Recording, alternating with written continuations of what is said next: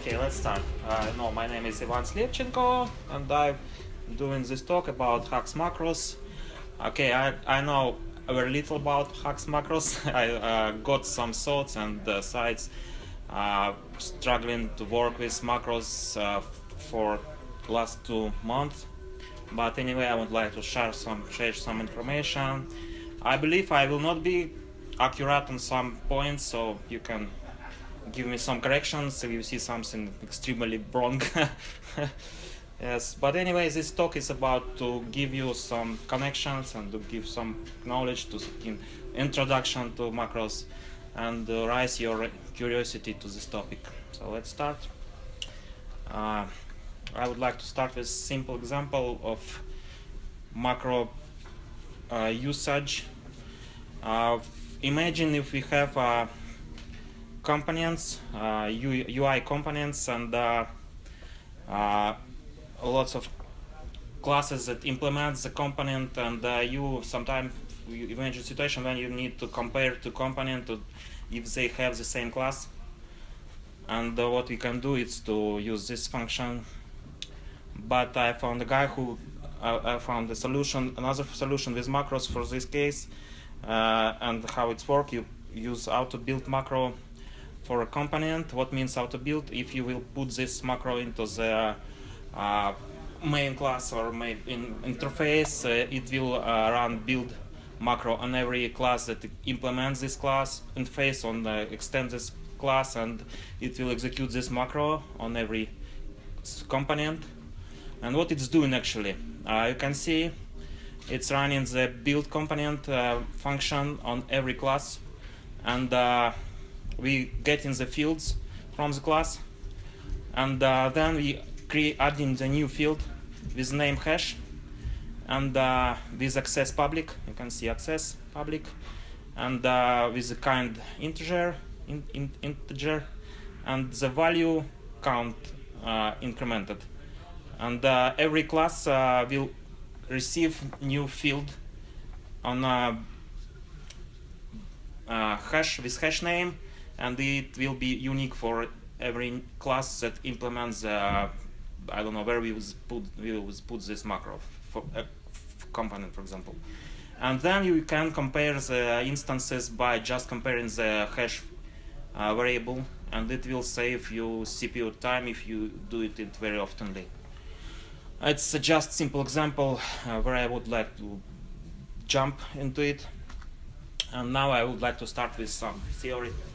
Everything in macros is built on abstract syntax tree, and it's a very simple abstraction of what it means. You can see this line and how it's decomposed to abstract syntax tree. It's you see a sequence, and it's simple assign x variable to value to a number 2, and then assign y to multiply by variable and number. So this small line going to be a abstract syntax tree like this, but it's only abstraction. And how it looks in Haxe, you can check here. For this line we will have this expression. So you can see it's expression. Evars means defines a variable, and it will be type of null because we don't have any type here, not declared type. It will have name ist, and it will have value here is 3. It's also expression, and it also says us where is the position in the real class. You'll see it's a line this one and characters, and you can access to position from the ist. So it's also a little example of abstract syntax tree in Haxe, and if you have a bigger application, you will get it will rise to huge, and it's okay. The next one, it's about macro processes. What's really going on? If we don't have any macros, it's started from source code and going through the lexer and parser, and then it's parsed to abstract syntax tree. And after that, we have a typer typer going to change, modify, create a typed abstract syntax tree, and then it's going to generate it and after that to the output. What difference between abstract syntax tree and typed abstract syntax tree? Abstract syntax tree here, it's simplified version of typed abstract syntax tree. Here we just decompose the code to pieces, and we can have, for example, compilation problems and not exist types and everything. It's not bounded, not checked. It's just decomposed to expressions. But after typer getting to work on it, it check everything. It create more detailed information about your code, and it's a little bit different. I will show you later what is it about. But what if we have macroses? There are some different kinds of macroses. Anyway, if you have it, the macro processor started at this point, and then process the type, the tree, transforming it, work on this abstract syntax tree, and then it's going to typer from this side. Okay, any questions to this picture? No?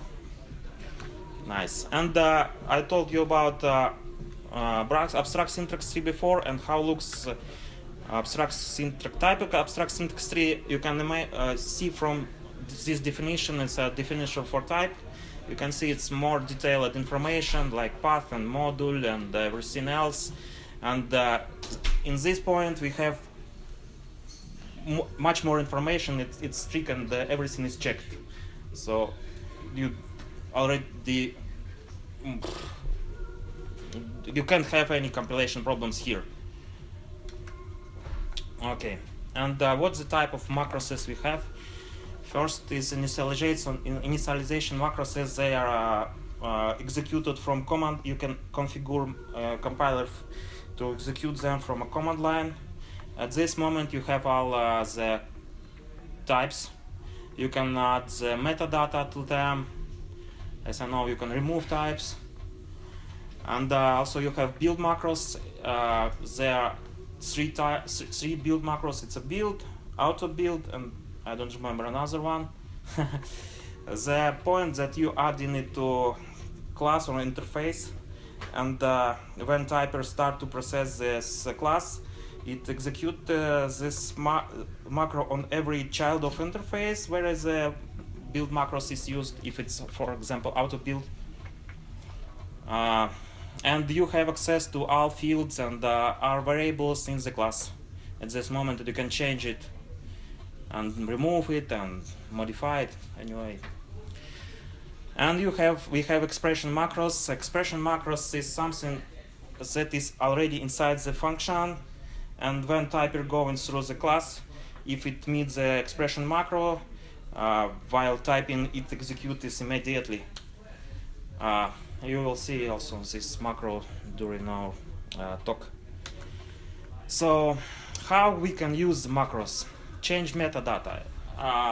For example, I worked with box2d library, and I had problem. This library had a final method that can be overridden, and you have two options: override this and modify the library. But it's bad because if they will update it, you will lose your changes and so on. So the best way is to change metadata. And how you can do it? You can use initialization macro.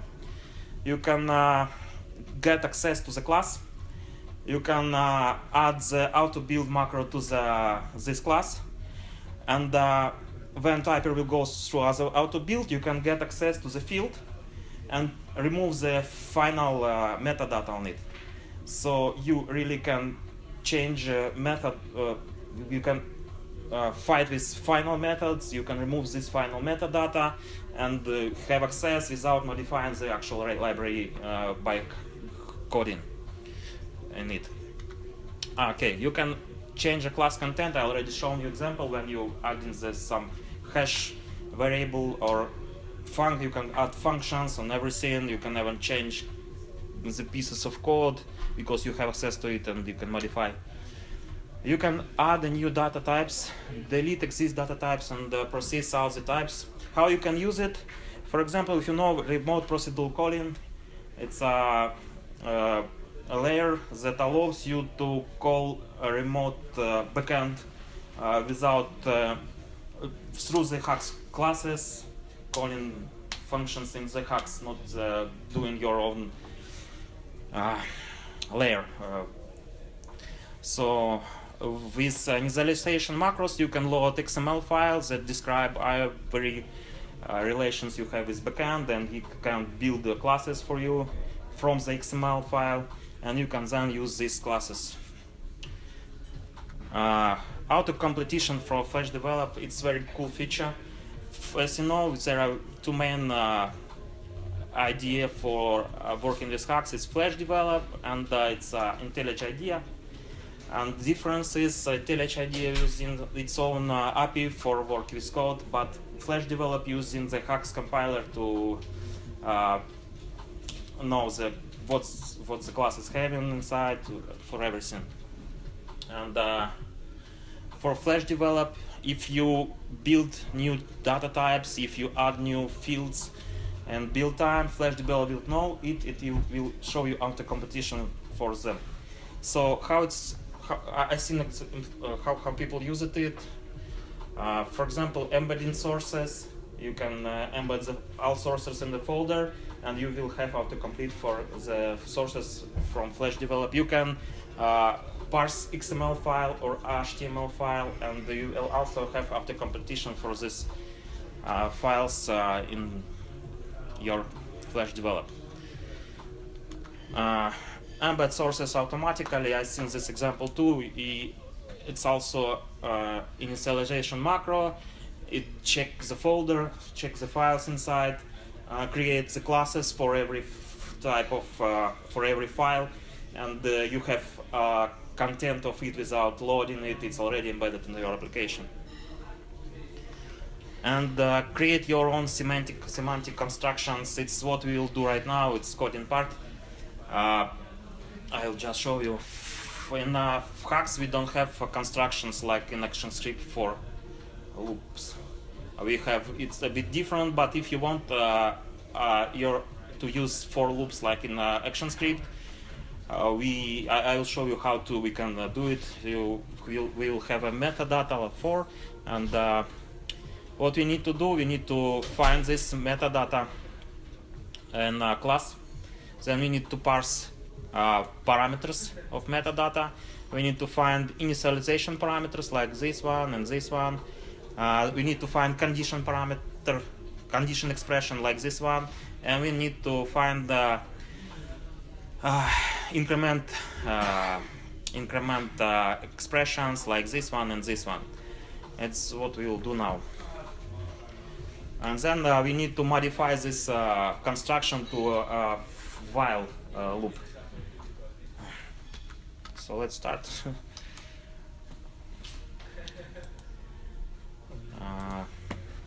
Okay, I prepared tests, unit tests for this. It have lots of constructions and lots of asserts. Can you zoom it? Yes, I'll try. How to zoom? With control and mouse wheel. Okay. So you see it have lots of checks for different types of for. I will not spend much time on it. I just show you that it will check everything. And let's go. Let's do it now. The first I need to show you is to sell it. It should implement interface to get our macro working. Implement classic for example. Implements. Yes.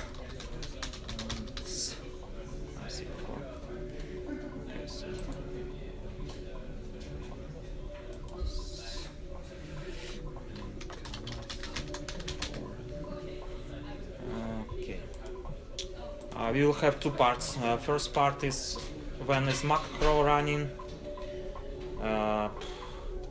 If macro, and another part when macro is not running. Let's say.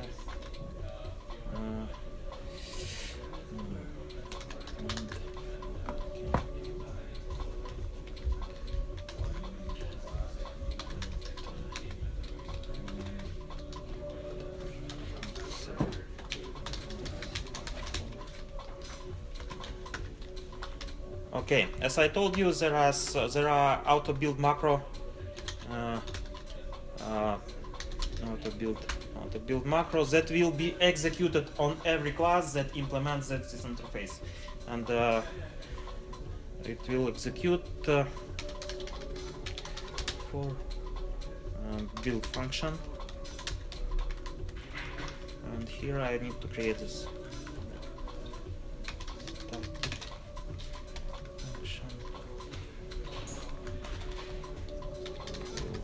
build, and this function always should always return the array of fields.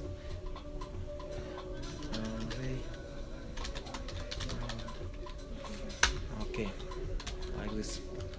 So initially we get in the fields of the class.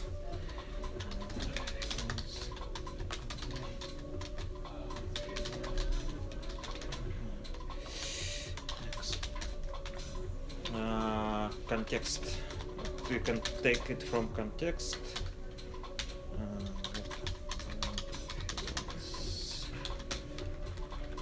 Need to import it. Some reasons it's not imported.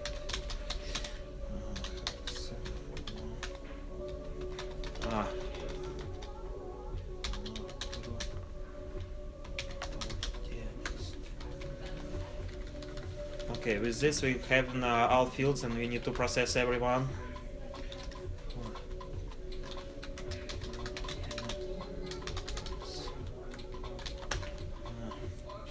Let's do it like, okay, process.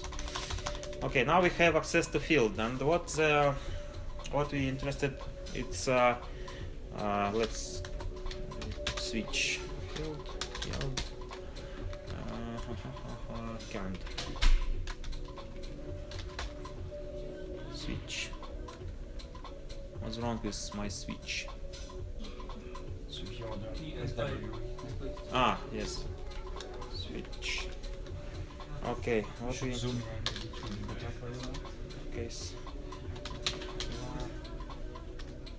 No, what?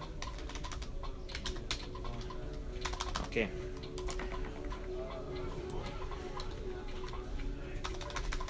This is very usable class that have all definitions that you can see in abstract syntax tree, and usually I use it very oftenly when I need to find something and I don't remember.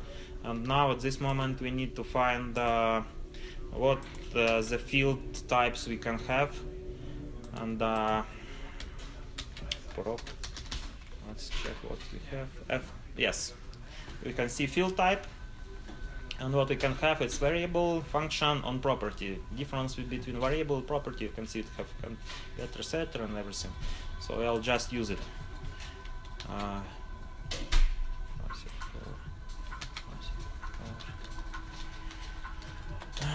I will fill it later. Case later. Case.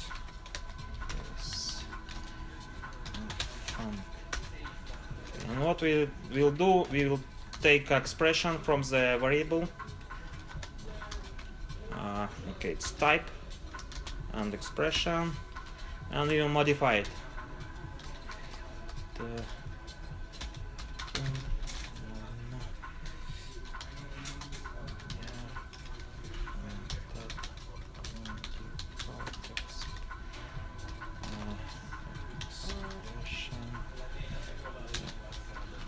And the same here.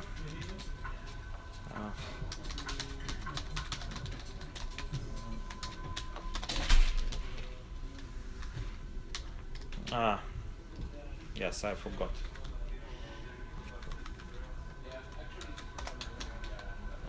come on, what is here? What we have?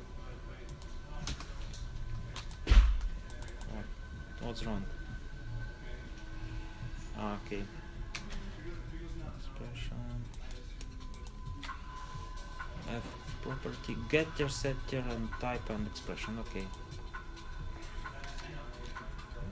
Get, set.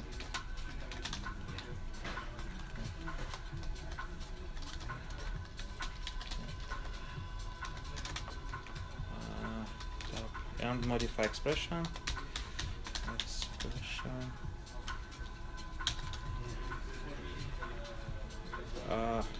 I see what's the problem. I forgot. And for a function, we have a f inside, and what we can do is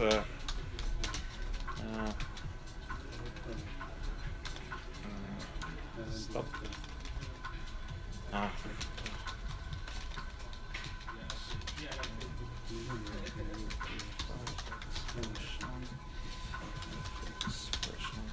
It's a little bit different because we don't have access to expression like here, and we just doing it other way.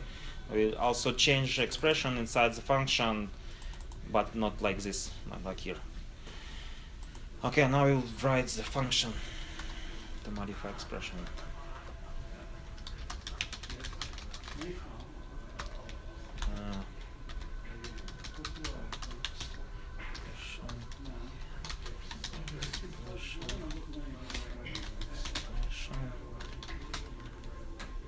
Okay, I'll just compile to see if we have any problems.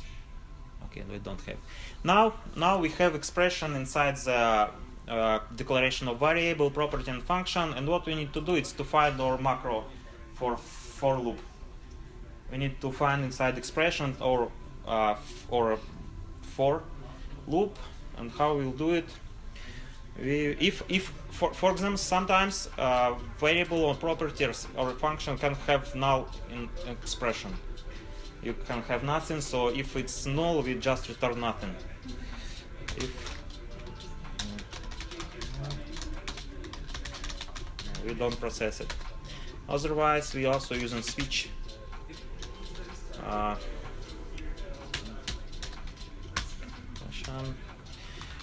Just to show you, expression have two fields inside. It's expression definition, different types, and position, whereas the typer found this expression. And we switch in the expression definition, not the expression itself. And we need to find the macro. And macro, let's find it here. Macro. I'm saying macro. Not this one. Not this one.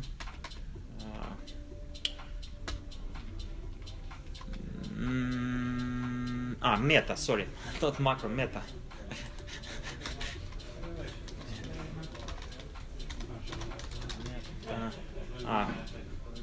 Yes, it's this one. This one, yeah, meta. You can see it having metadata entry inside and also expression for the body of meta.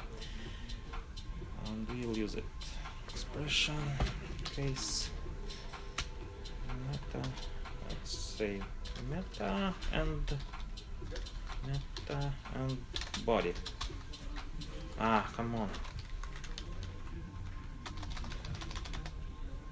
Meta and body.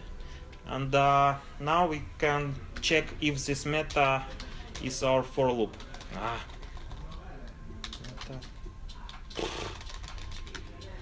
Meta. Have name.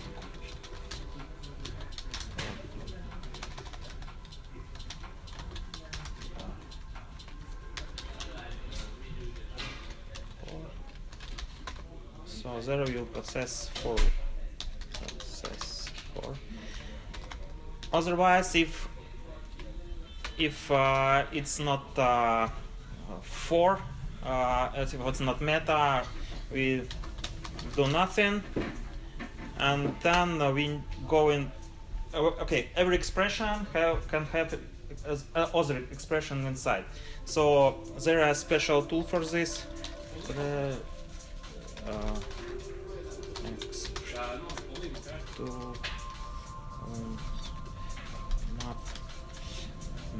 That can call the function on every sub-expression.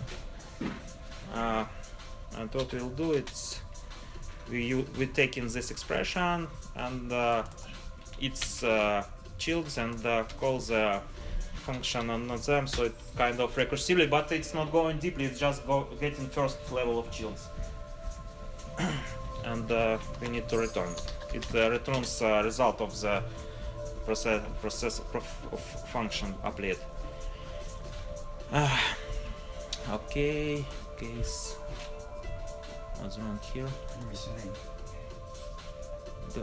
Yes. You got your field line 18 as well? What? 18, line 18? 18. Yes, field. Yeah. Just a little cheaper. No, 18. Lower. Lower. One lower. Yeah. And to the right. Yes. Thank you. Field and okay. And now we know it will go through the expression and it's chilled till it finds the meta with name 4. So now we have our meta, and I will remind you how it looks like. It's this is meta, this is parameters of meta, and this is expression for meta. And what we need to do now is to split it to parts, to split parameters into the parts, initialization parameters, condition parameter, and increment parameters. So let's do it. Meta have a come on.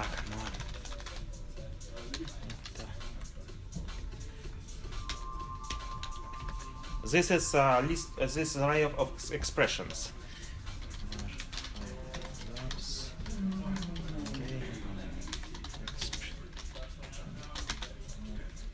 So we have a success, and let's go through all of them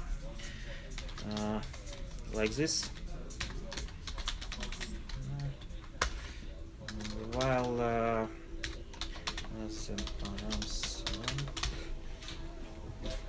and params and this segment. We're doing so what it means for every expression in the params list from the start, if it's assignment, that it's an initialization part for the loop. So we go on through it and counting, incrementing the I variable to know what is. So now we know, and we're doing it like we will declare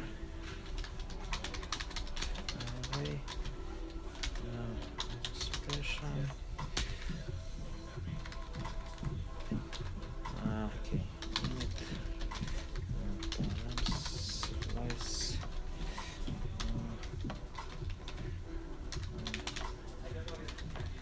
Okay, we have initialization expressions. Now we need to have condition expression. It's mandatory to have it.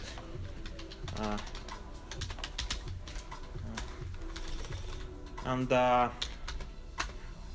if we already went through all params, we should to set it to the true, because we will use construction for while loop that will require it.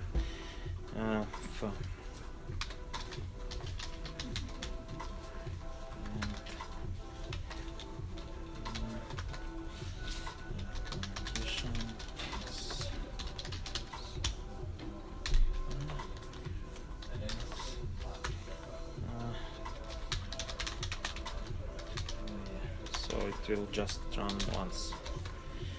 Okay, and after that we need to have to join increment params, increment expressions.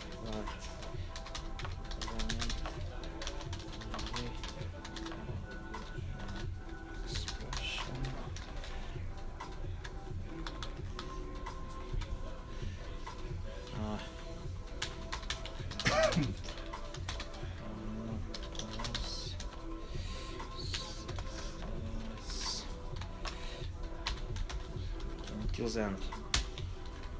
So okay, we have now initialization parameters here, initialization expressions, condition expression, and increment expressions. And after that we need to process them, but we forgot to create this as assignment function, and we will spend time on it now.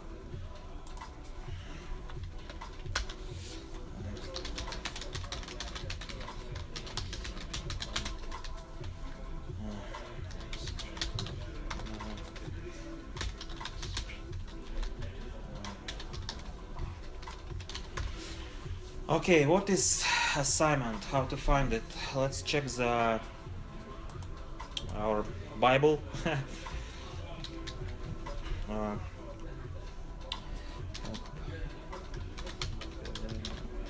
First,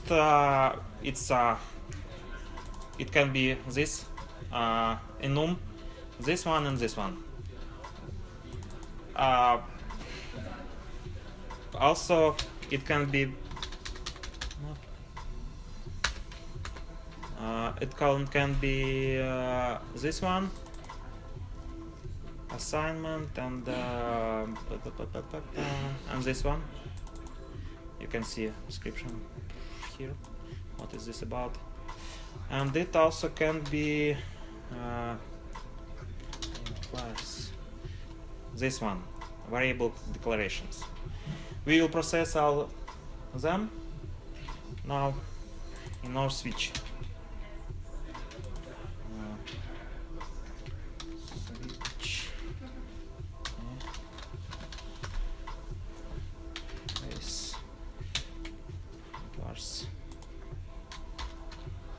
Okay, we don't care about content, we just will return the true. We can do it like this,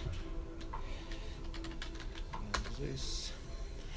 Okay, the binary operation, B operation. Whew, I don't remember. Binop. Okay. Sign. Also, we don't care about content.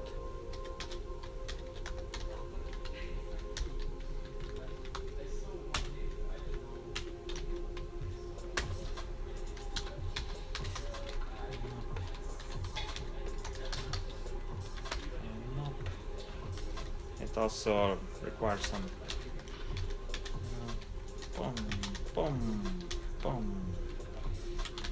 so this one.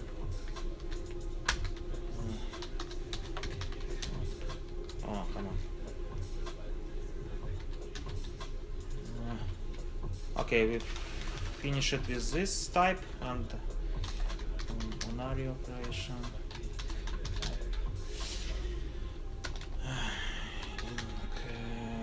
Increment. Don't need it. We don't need this. Of pattern matching. What? The power of pattern matching. Yes, it's a very cool feature. Decrement.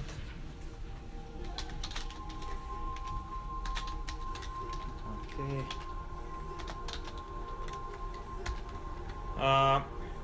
Yes, I think we process it all.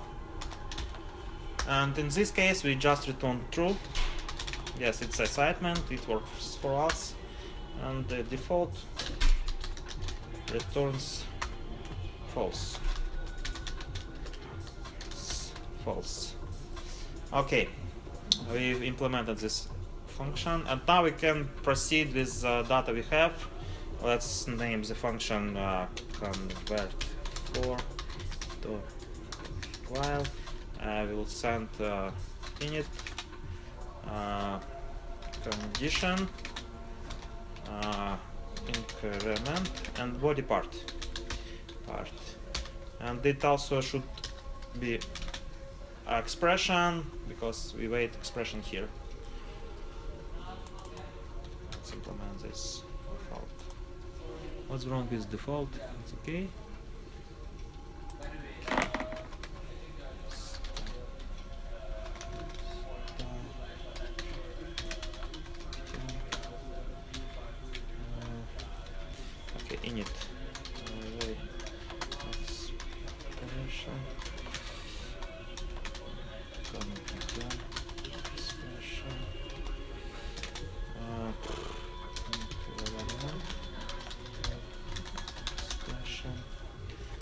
body expression, and it also should return expression. Okay, so here we will convert it. How we will do it? We have initialization expressions for initialization E and what else we use in loop, and we'll just put more expression into this array, and we'll then convert it to a block and return in this function. Init. How to do it? We push in macro. Oh, come on. Macro. While condition. Condition. Okay, not this way.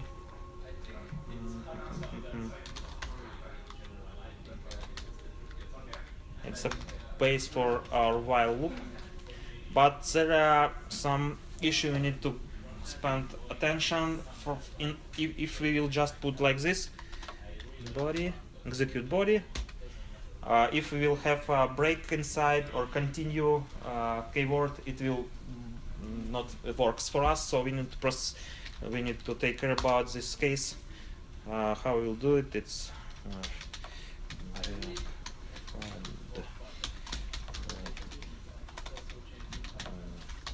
true. Do block. Body. Sorry, body. It's a trick I will describe later. False.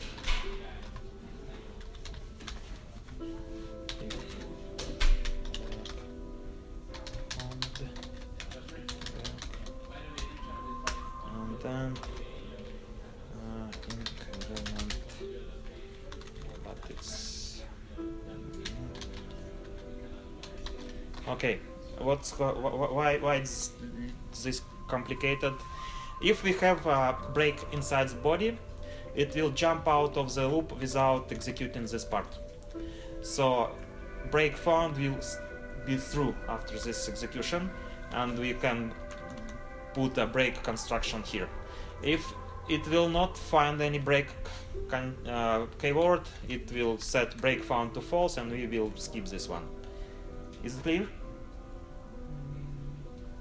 Okay, if we will find a continue keyword, it will just stop execution where it will find continue, and yes, it will, but it will still execute this part. So this is converting for loop to a while with keeping breaks and continue keywords in mind. And now what we need to do is to return this init to build it into. Okay, you see it's an array of expressions, and we need to return one simple expression, and this little piece is composing them to one expression. And we need also to return one expression, and that's why I will use this b again. Init, and we will return. Okay. I hope. Let's execute it and see. Any problems? Have? No, nothing. Okay, let's try to execute it.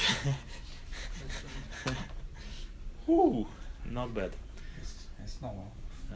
Okay. It's funniest part, because.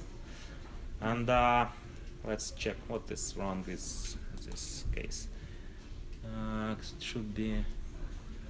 Okay, I need, yes, I'm not switching. I need to switch definition of expression, not the expression. Let's try again.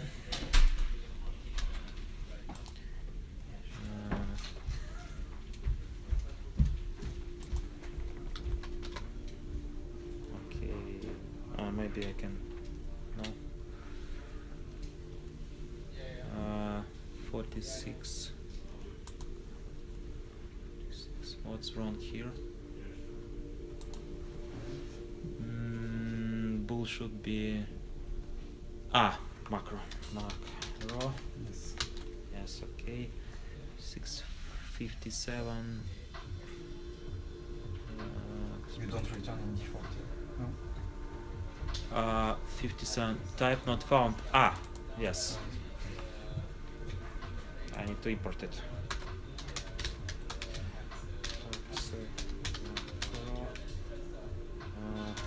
Expression tools. Okay, nice.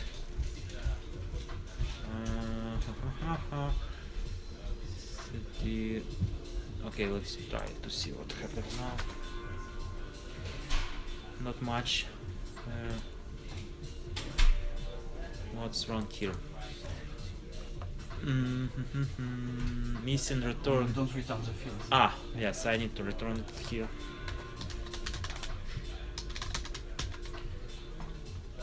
And okay, not saved. Save. Woohoo! Our tests are passed and successful.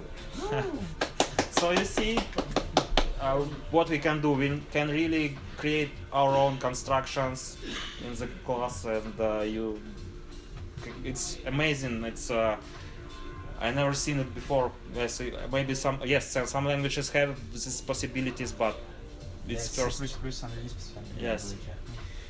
So I hope this gave you decent introduction to the macroses. I need to I have some conclusion about it. First of all, Haxe is very advanced technology. Since it's open and you have access to everything, and you can even do things while compilation time. And second, the Haxe macro scripts at first sight looks complicated and difficult, but if you will put some effort to it, this time you will see in darkness, and it's a very good tool in your tool set. You definitely need to know about it and not need to start to investigate this part. And what I know, it's only tip of the iceberg. It's much more things to investigate in this area, and my next talk will be about using macroses in the Haxe machine with all examples and everything. And yes, this topic is wide, but I hope it gave you enough to kindle your curiosity to the macroses. And yes, it's final. Thank you very much, and viva la Haxe! Yeah, man.